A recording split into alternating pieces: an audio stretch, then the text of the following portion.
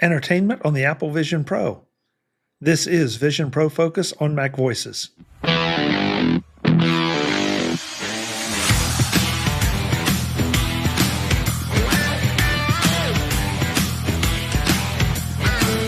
MacVoices is sponsored by BetterHelp. Give online therapy a try at betterhelp.com/MacVoices and get 10% off your first month.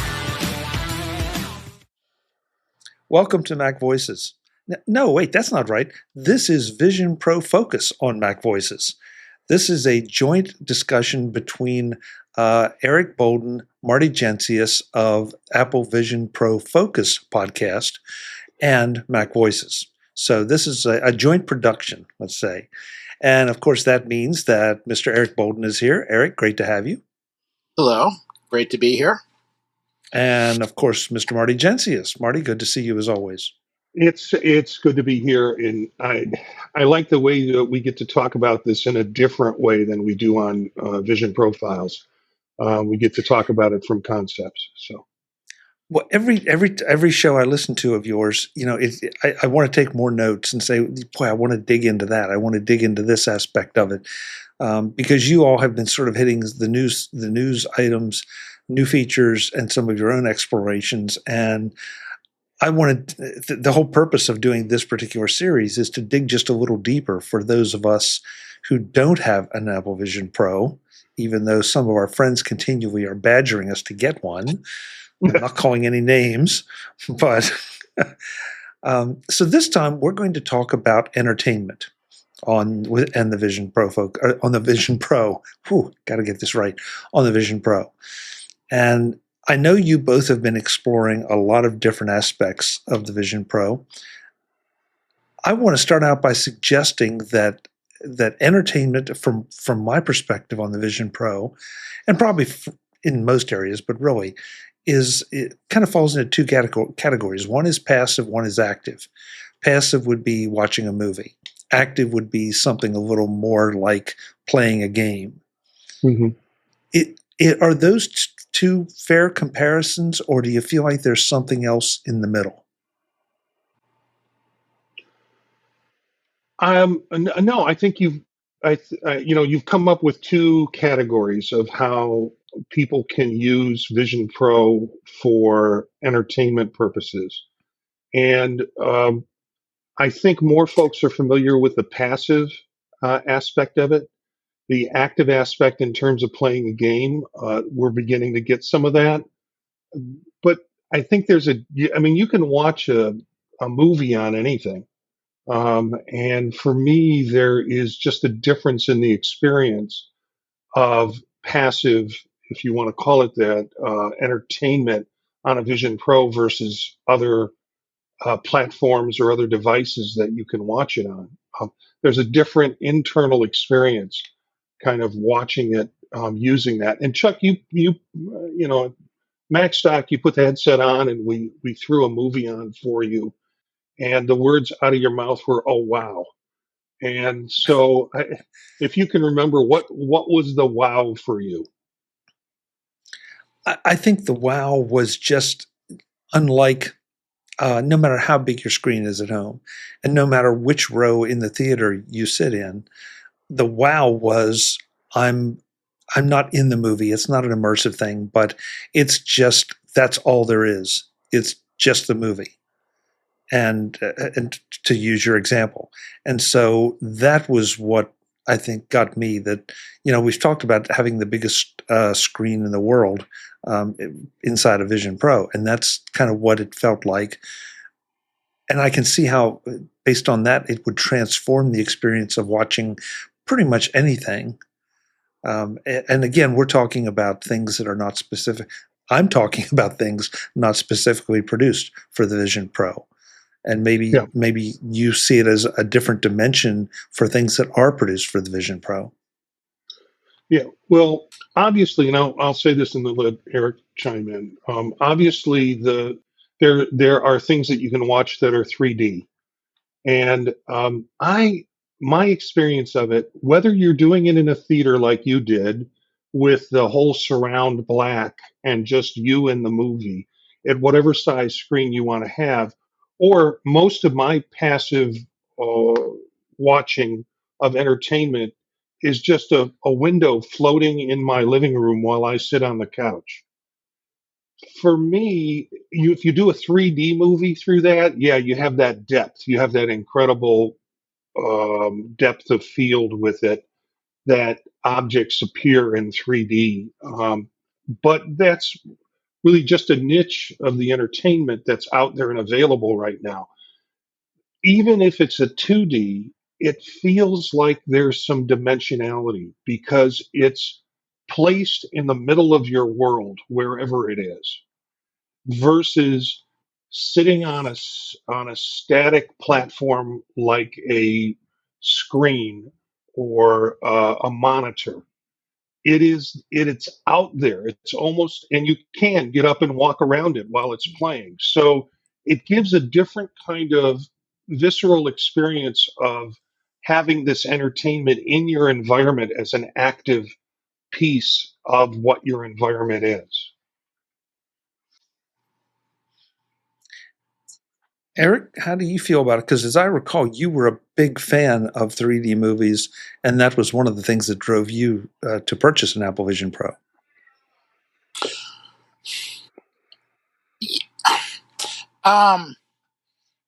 For me, it's first, before you even get into things specifically designed for the Apple Vision Pro, um, you can decide how you want to watch something. It's like if you attend a conference call with an iPad and somebody's showing something and it's just a little bit too tiny, and you just zoom in quick to get extra detail and see it, or pick up your whole iPad and bring it really close to you. So you get that. But you can also say, well, do I have to keep an eye on two dogs playing because I'm sitting outside, letting everybody get exercise, but still attending a conference call or maybe watching the end of a program? And you can do that. You can see both things at the same time. Or you're really trying to focus on a tutorial, and you can dial up a background, a virtual background that's something relaxing and not distracting. And in all of those cases, whether you're looking at the real world with a screen or a virtual background with something playing, you get near perfect lighting. You don't have that problem of, oh, I want to watch the training videos from Apple, from WWDC, and I really can't watch it from 2 to 4 in the afternoon because the sun comes in from the side window across the screen and I can't see anything. So I either have to go downstairs or watch it at a different time of the day. You put on the Apple Vision Pro, and then you set what the environment is. You can pick a movie theater. You can pick just a dark area. You can put a separate picture behind. You can have, real life behind the screen, but a really large screen, or a relatively small screen while you're doing something else, and have that in the background. And depending on the day and your mood and the type of thing you're watching, you can match whatever makes it easier for you to watch. And then on top of that, you can add depth, and you can add, sound effects that, whereas you turn your head, you get to feel the action and the sound in front of you, and then it goes to one side, or you turn your head the other way and it goes to the other side. Again, how much do you want to experience, and what do you want the feel to be? And I haven't seen that replicated anywhere else. Anywhere else, as in non? Well, like if I have like an iPad or my TV or the computer screen, or I don't get that flexibility. I might get a little piece of it, but I don't get all of that flexibility. I wasn't sure if you were referring to other companies' headsets or just the physical world arrangement. Yeah, mostly comparing to the physical world. Okay.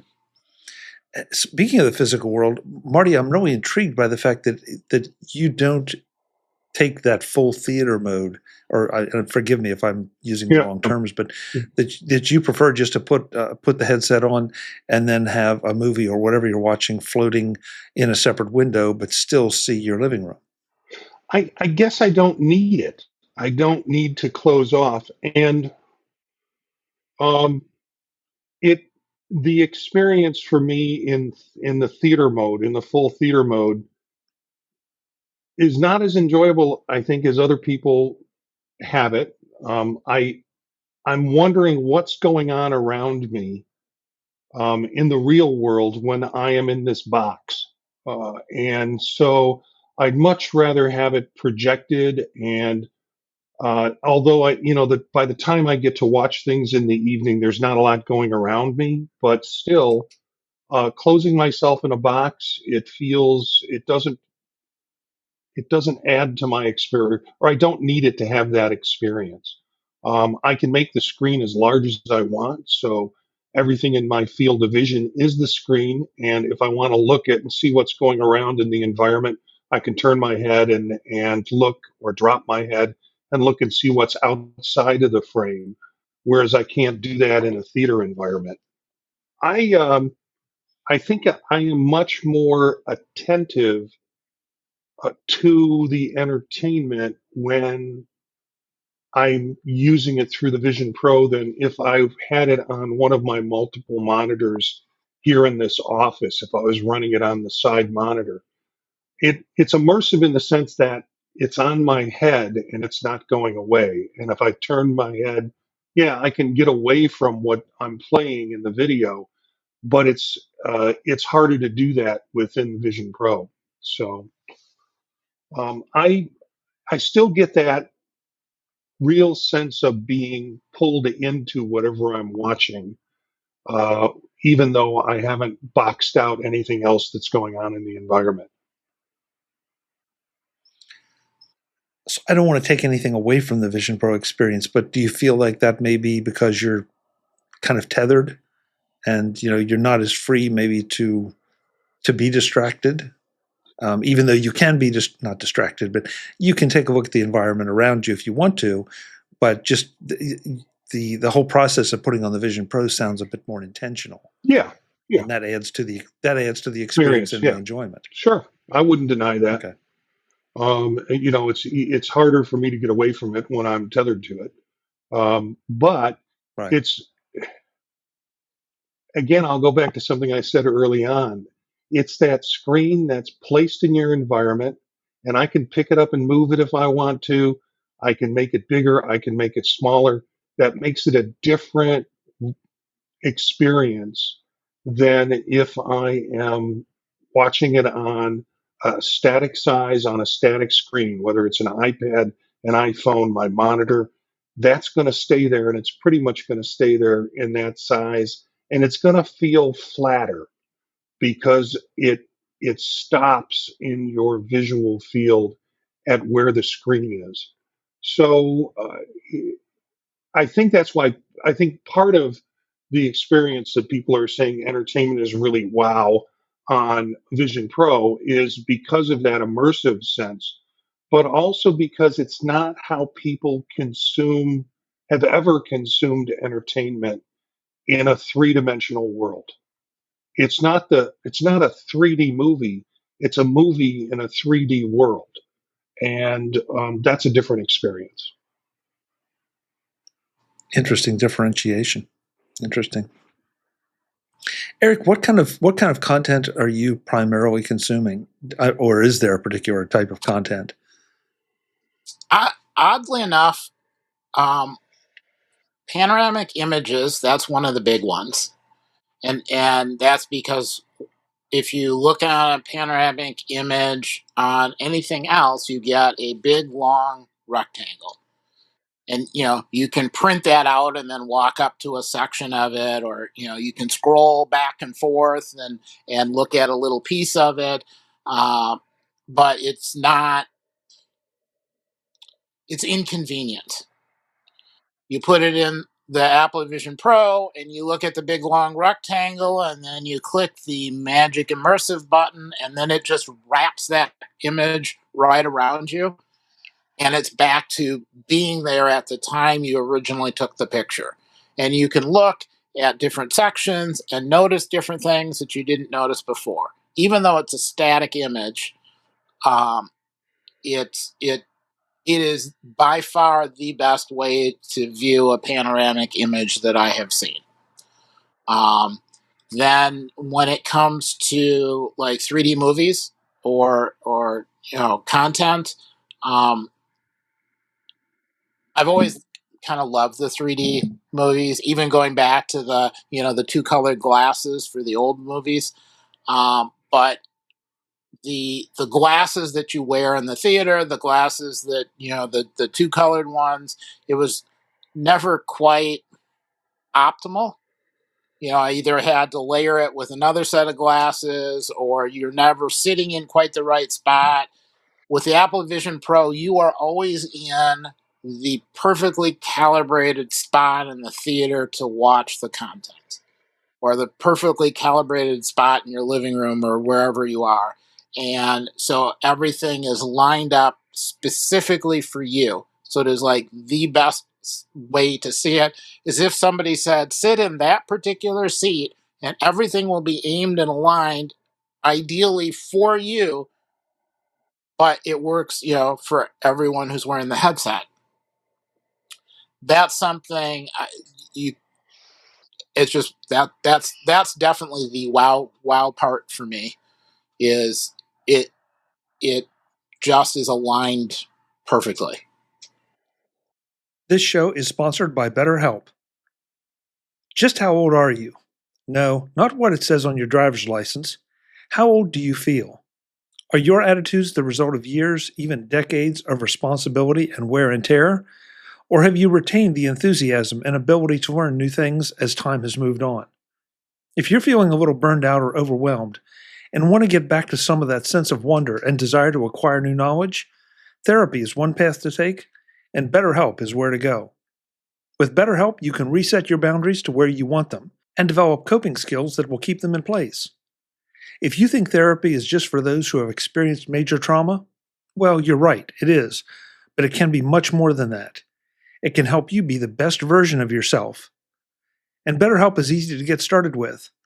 Visit betterhelp.com/MacVoices, complete a short questionnaire, and get paired with a licensed therapist. And if you don't connect with that therapist, no problem. You can switch at any time for any reason and at no extra cost. Maybe best of all, BetterHelp runs on your schedule, not theirs and not someone else's. Because therapy should be all about you, right? Rediscover your curiosity with BetterHelp. Visit betterhelp.com/MacVoices today to get 10% off your first month. That's BetterHelp, HELP.com/MacVoices, betterhelp.com/MacVoices. Thanks to BetterHelp for sponsoring MacVoices. I think that's an important point, and it's not one that's new. We've heard it before, but think about it in your own home. If you have any kind of decent home setup, one side of the couch, the other side of the couch, it's not everybody wants to sit in that one center seat, whatever it is, because then the stereo is perfect, the picture is perfect, the experience is as good as you can get. And you expand that out to a movie theater, and I'm not ready to say it's worse, but it's more pronounced.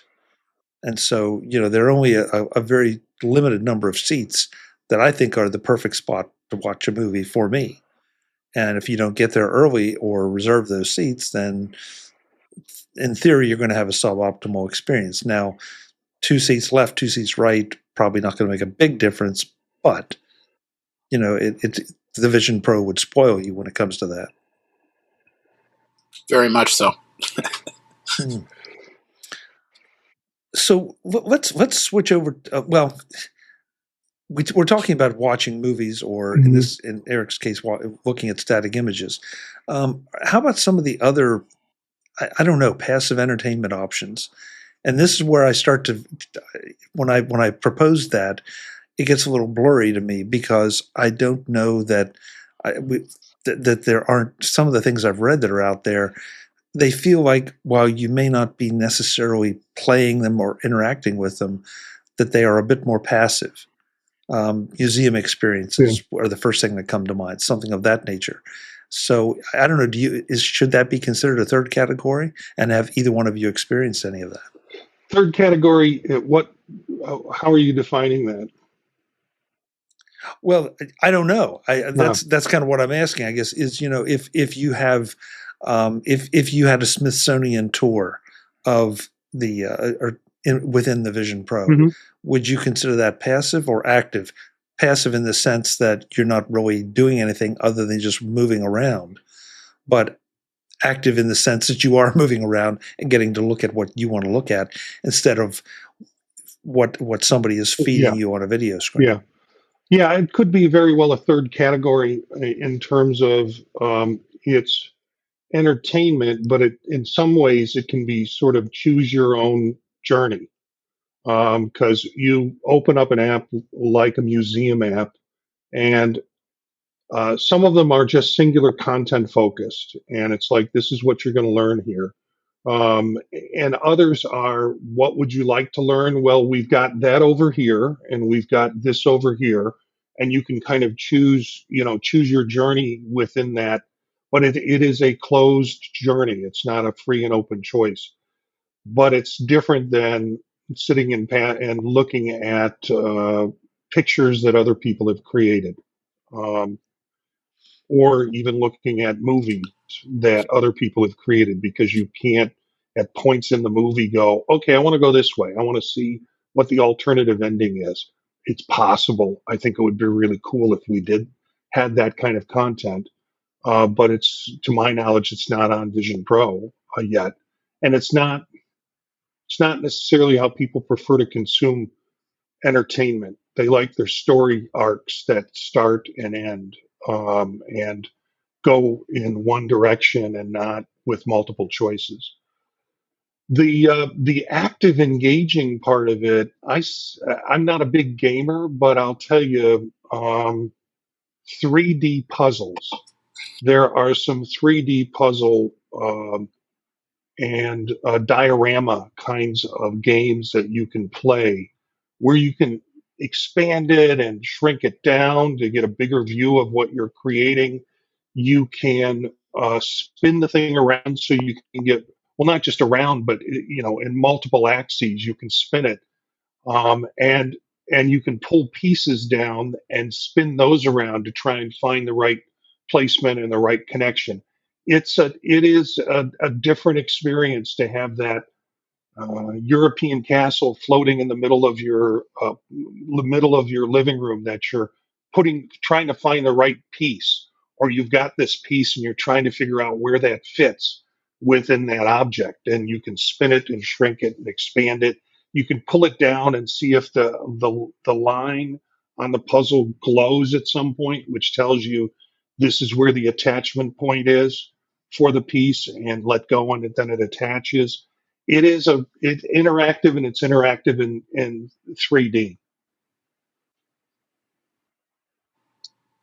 I hadn't even thought about that possibility. It makes perfect sense, but this is where I feel like exactly why we want to talk about some of this. Those of us that don't have Vision Pros, or have not had even if we have them, maybe haven't had the chance to explore like you two have. There's a new presentation of things that the puzzle makes perfect sense, that you'd be able to rotate it, shrink it, resize it, do all kinds of things with it to help you solve it, as opposed to just having it, lay there and do whatever it does. Yeah. There's also an app where you can put your own pictures in, and it will create a puzzle for you, break it apart, and then you can reassemble it. And and it has a 3-dimensional feel to it. It's not a flat screen. Let's just put the pieces together. So there's some cool things with entertainment that way. Interesting. Eric? There's also some games, like there's the old Flappy Bird kind of game where you click the mouse and the bird flaps and you get it to go higher and lower, and you watch as it goes across the screen and try and get it through a gap between pipes. But with the Apple Vision Pro, Flappy Experience, I think it's called, you become the bird. So you're viewing from the bird's point of view, and then you flap your arms to go higher or lower as this pipe is coming right at you, and you're flapping your arms trying to get high enough to get through the pipe as opposed to plowing into the side of it. Totally different experience. I found in some ways it was easier to tell what I was doing, but yeah, I almost had a virtual headache when I got done because I kept hitting the pipe every time I turned away, like whack. So is that passive or active? I move my arms a whole lot more than I normally would, but I wasn't walking around. It was entertaining. Now, as far as video apps, they had the old travel logs. You could watch a show. Hey, visit Europe with so and so, and they take you to a city and some sites. There are several different apps out now which basically let you see a city, an area, or a particular site from all different times of the year. So you can basically jump in and get a view of the trail, along a river, or the paths leading up to the Eiffel Tower, and see it at all sorts of different times of the year. So if you're trying to plan a vacation, which could cost you quite a bit of money, you can kind of pre-do some city tours, and it's not like Google Maps where you just click and click and click. You're dropped in, and then you get full immersive audio and video, and it all is clearer, and you can kind of look left and right a little bit as you're doing it. And so I found that uniquely interesting, and it was good enough that I actually found myself missing something, and it took a while for me to realize that I couldn't smell anything. And the fact that bothered me is just kind of a hint of how good the visuals were. I was walking along a trail, and I could almost feel the humidity underneath the trees in this tropical area, but I couldn't smell it. Or walking along the edge of water with a bunch of ice floating, I couldn't smell the dryness of the air. I knew I should be smelling it or feeling the cold, but it didn't match what I was seeing. It was just a little off. But normally the video is not that good.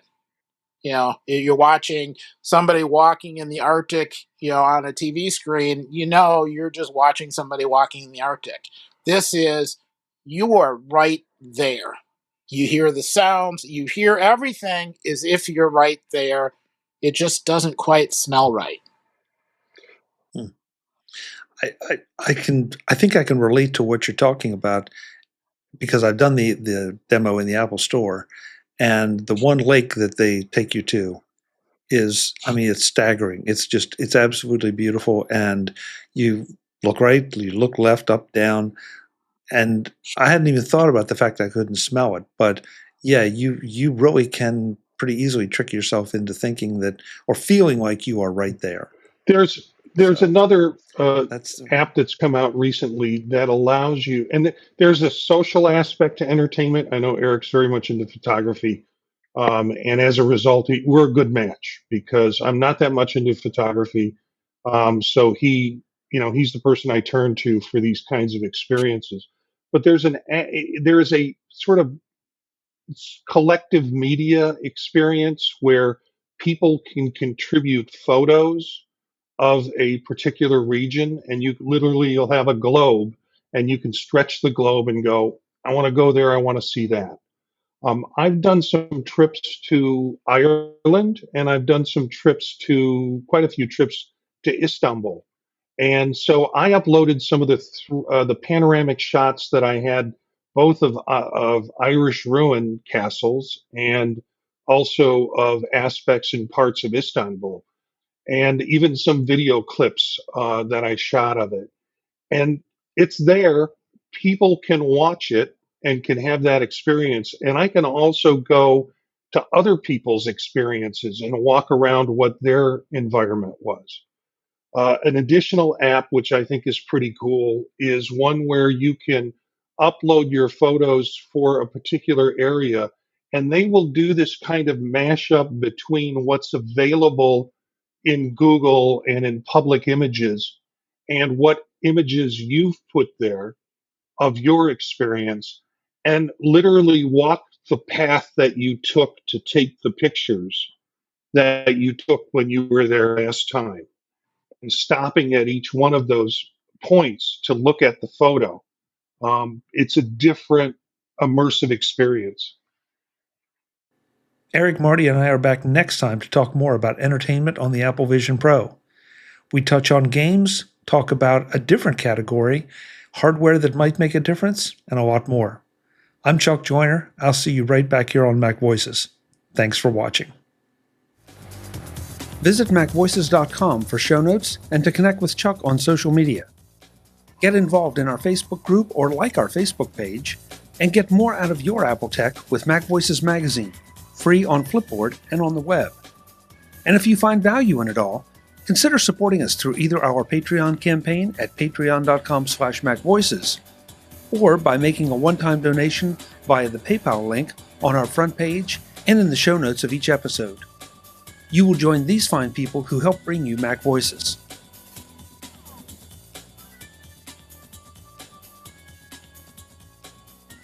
Advertising handled by Backbeat Media at backbeatmedia.com. Bandwidth provided by CacheFly at cachefly.com.